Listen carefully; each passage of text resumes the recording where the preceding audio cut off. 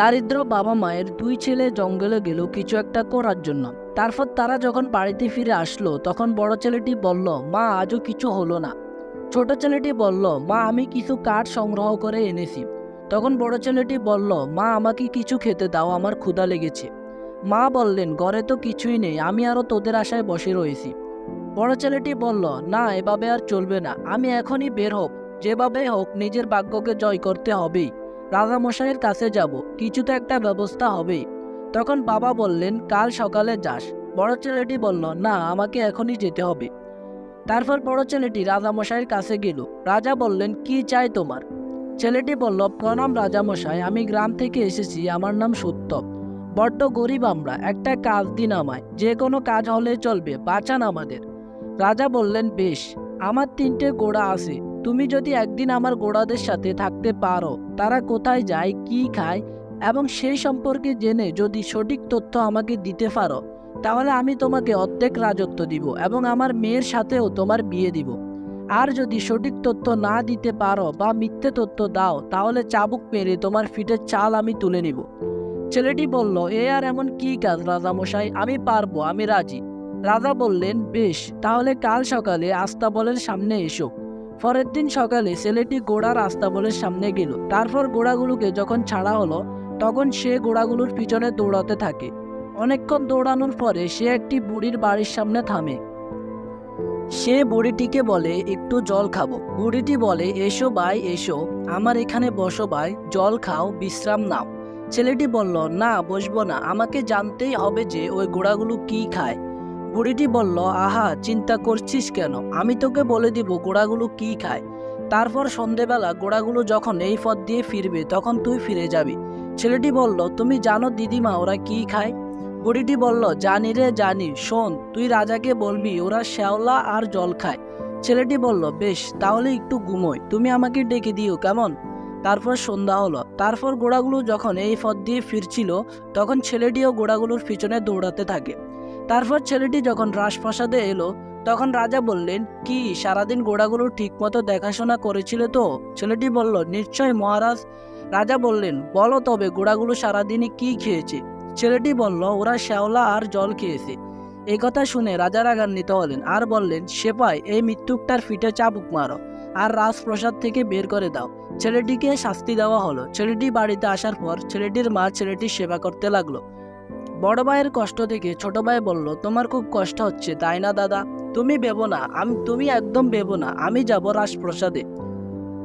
বড় ভাই বলল, আমি কিছুই করতে পারলাম না, আর তুই কি করবি? তার চেয়ে বরং তুই খেলাধুলা কর, ওখানেই তোকে মানাবে ভালো।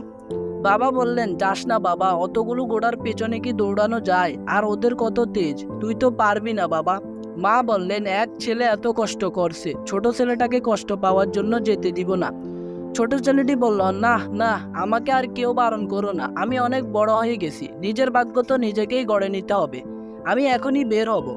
আমায় আশীর্বাদ করো বাবা, মা আমায় আশীর্বাদ করো। তারপর ছোট ছেলেটি বেরিয়ে পড়ল। সে রাজদরবারে আসলো। রাজা বললেন, সবই তো শুনলাম, কিন্তু তুমি তো ভীষণ ছোট, তুমি কি পারবে অতগুলো ঘোড়ার সাথে দৌড়াতে? ছেলেটি বলল, মহারাজ আমি বাড়ি থেকে জোর করে চলে এসেছি, দয়া করে অন্তত একটা সুযোগ দিন আমায়, একটা চেষ্টা করে দেখি। রাজা বললেন, বেশ, তবে সত্যগুলো জানো তো? পারলে আমার কন্যার সঙ্গে বিবাহ দিব, অর্ধেক রাজত্বও তোমাকে দিব, আর না পারলে চাবুকের আঘাতে ক্ষত বিক্ষত করে দেওয়া হবে তোমায়। কোনো রকম মিথ্যে কিন্তু এখানে বরদাস্ত করা হবে না। পরের দিন সকালে ছোট ছেলেটি ঘোড়ার আস্তাবলের সামনে গেল। তারপর ঘোড়াগুলোকে যখন ছাড়া হলো তখন সে ঘোড়াগুলোর পেছনে দৌড়াতে থাকে। অনেকক্ষণ দৌড়ানোর পর ছোট ছেলেটি যখন ওই বুড়ির বাড়ির সামনে যায় তখন বুড়িটি ছেলেটিকে ডাকতে থাকে। বুড়িটি বলে, তুই ছুটিস না বাপ, ছুটিস না, দাঁড়া রে দাঁড়া, শোন শোন। তখন ছেলেটি বলল, না গো ঠাকুমা, সময় নেই আমার, আমাকে জানতেই হবে যে ঘোড়াগুলো কি খায়। এই বলে ছেলেটি বুড়ির বাড়ির সামনে দাঁড়ালো না। তারপর ছেলেটি ঘোড়াগুলোর পেছনে দৌড়াতেই থাকে।